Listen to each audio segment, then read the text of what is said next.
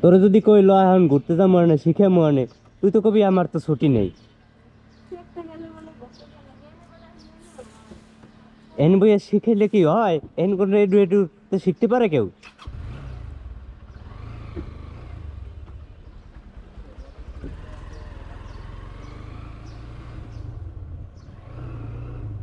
Guys সকালবেলা বের হলাম, আপু একটু যাইতেছে সদরঘাটের দিকে, ওইদিকে একটু কাজ আছে, আপু কলি যাইতেছে।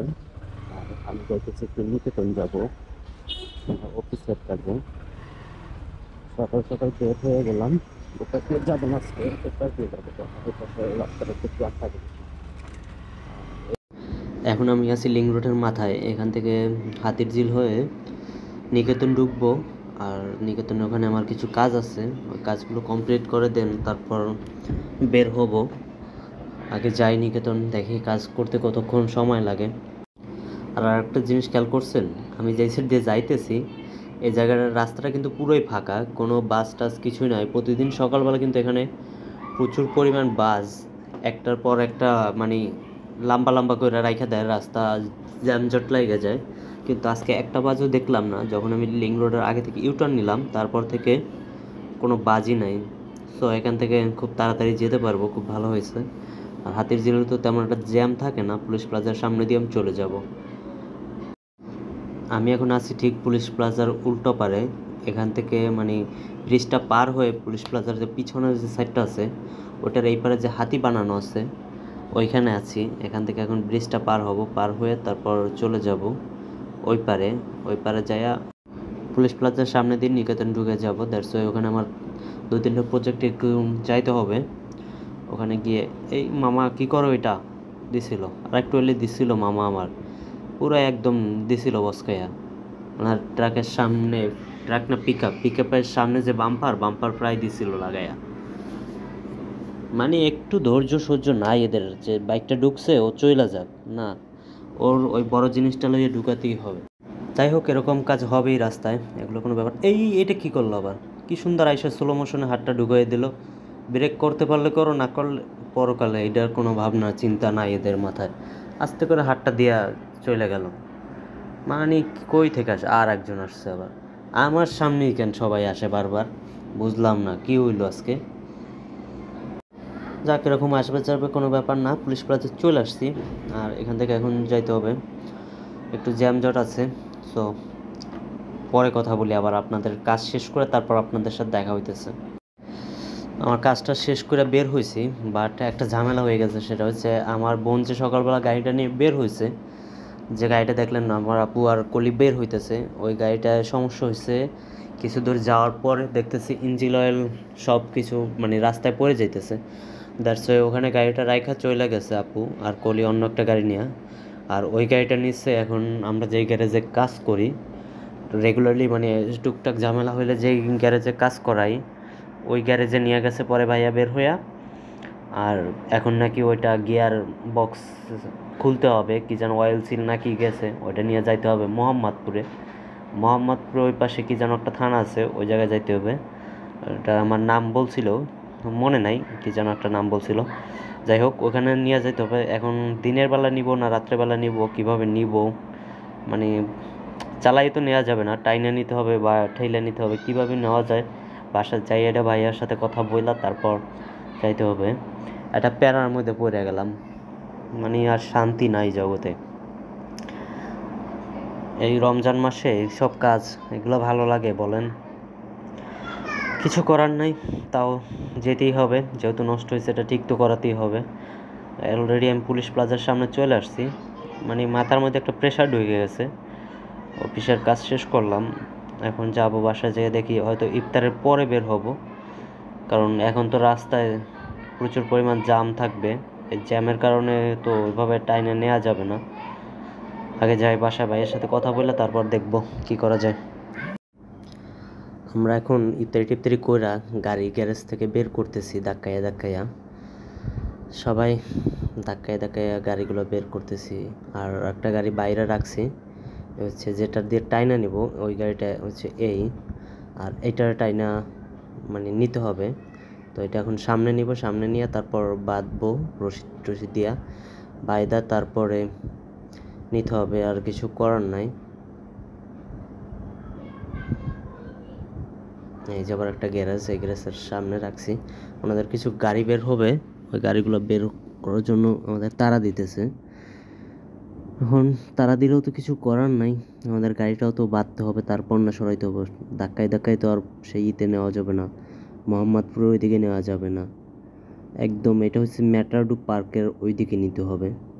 ওই জায়গায় এর আগে আমরা কাজ করাইছি, ভালো কাজ করছে, বাট হঠাৎ করে কেন জানি অয়েল সিলটা খারাপ হয়ে আমাদের পুরো ইঞ্জিন অয়েলটা পড়ে গেছে।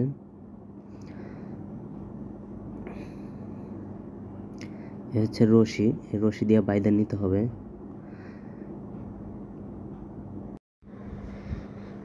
আমরা এখন রশি দিয়ে বাঁধার কাজ করতেছি।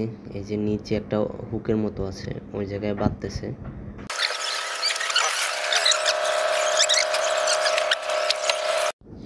আমাদের দুই গাড়ির সাথে মোটামুটি বাঁধা শেষ। এখন এখানে মানে রশিটা মাঝখানে ঝুলাই দিচ্ছে, এরপর এই গাড়ির সামনেটা গেলেই মানে পিছনেরটা টান পড়বে। দ্যাটস ওয়াই এভাবে আমাদের যেতে হবে, আর কিছু করার নাই।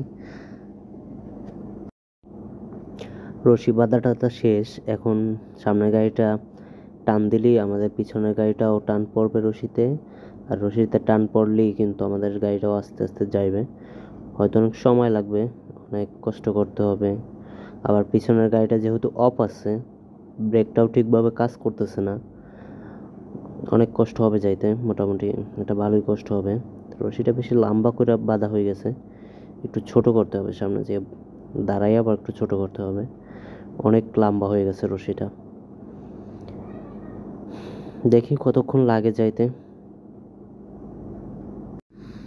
আমরা ছিলাম মধ্যপাড়া ডিআইটি প্রজেক্টে, সো এখান থেকে মেইন রোডে বের হইলাম। এখন মেইন রোড থেকে বের হইয়া মোটামুটি রামপুরার কাছে চলে আসছি। এখান থেকে আমরা হাতির ঝিল ঢুকবো, হাতির ঝিল ঢুইকা হাতির ঝিল দিয়া বের হব ওই কারণ বাজার থেকে ইয়াতে মানে সংসদের ওই সামনে দিয়া, তারপরে চলে যাব ওই আসে মোহাম্মদপুর ঢুকে যাব ধানমন্ডি 27 দিয়া। না কোন জায়গায় দেওয়া যায় ভাইয়া ঠিক জানে, ভাইয়া সামনের গাড়িটা চালাইতেছে আর পিছনের গাড়িতে আমি আর সাব্বির ভাই আছি।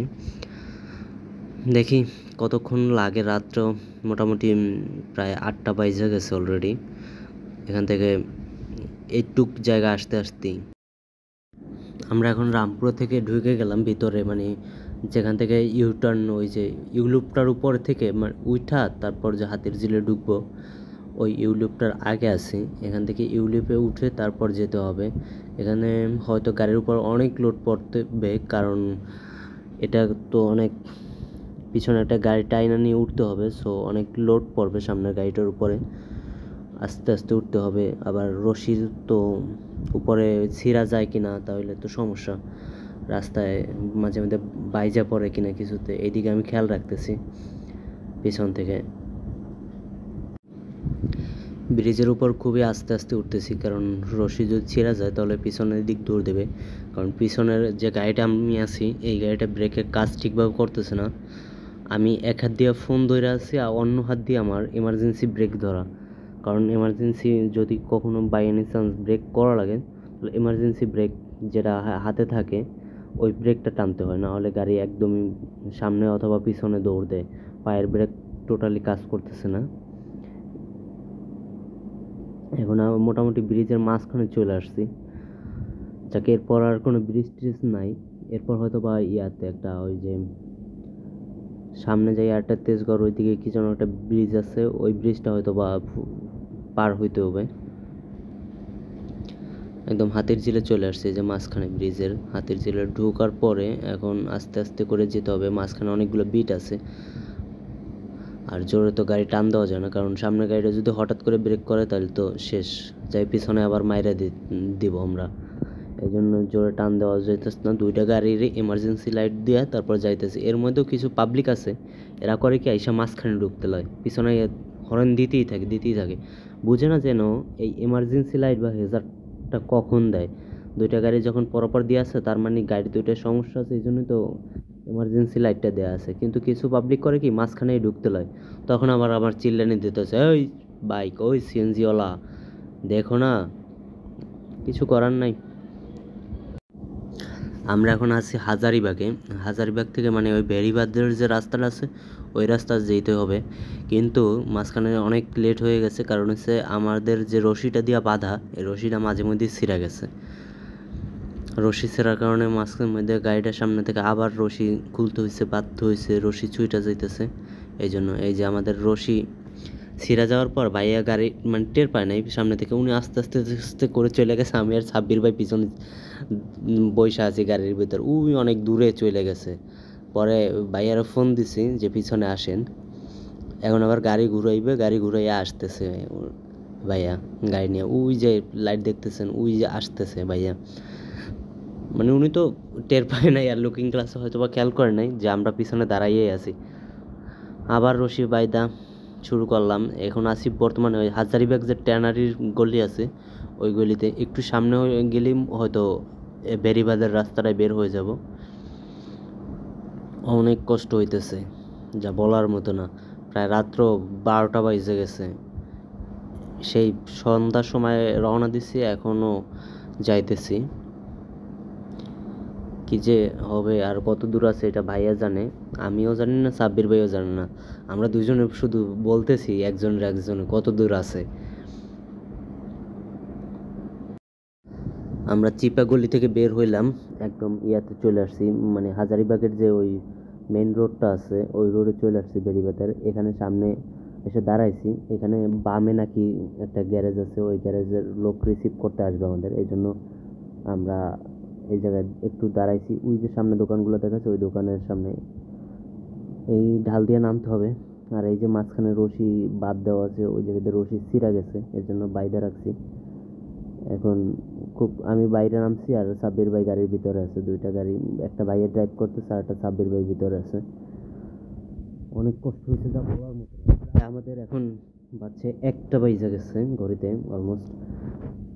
এখন একটা রশি আবার চাকার নিচে ঢুকে গেছিলো, এগুলো আমি দেখাশোনা করতেছি সামনে বের হইয়া।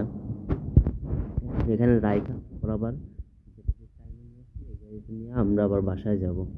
এই যে এই জায়গায় গ্যারেজের সামনে এখানে রাইখা যাব রাস্তার মধ্যে, কেউ দেখারও নাই এই জায়গায়, কিছুই করার নাই। এছাড়া গ্যারেজের ভিতর হয়তো অন্য গাড়ি আছে যে কারণে আমাদেরটা ভিতর রাখতে পারবো না। এই সামনের গাড়িটা যে জায়গা আছে ঠিক এই জায়গাটায় আমাদের গাড়ি রাইখা যাইতে হবে। সারা রাত এখানে থাকবে, আবার কালকে আসতে হবে, গাড়ির যখন কাজ করবে তখন আসতে হবে। আজকের ভিডিওটা এই পর্যন্তই, অনেক রাত হয়ে গেল, হয়তো বা বাসায় যাইতে যেতে 2টা বা 2টা 30 এরকম ঘড়ির টাইম হয়ে যাবে। সো বাই বাই, টাটা, আল্লাহ হাফেজ।